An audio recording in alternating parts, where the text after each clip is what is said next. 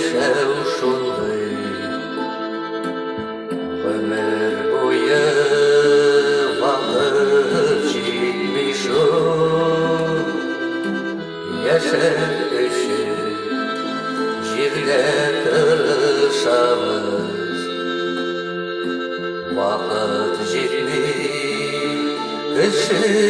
gitmiyor vakit жетmiyor yakın kişilerine Жылы сөзлер белән дәшәрләр бар булганы белән риза булып Аллаһ теләгәнчә яшәргә вакыт җитми әти-әниләрне Sen şakta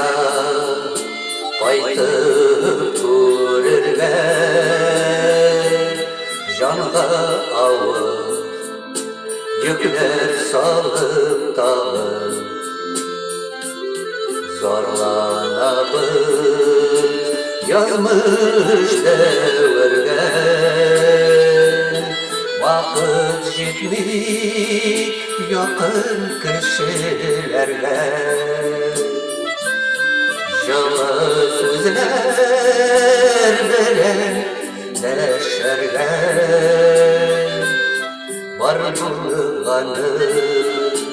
белән риза булып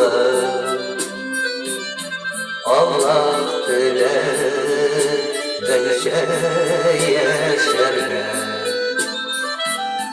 Vakit жетмей тик уфтанмый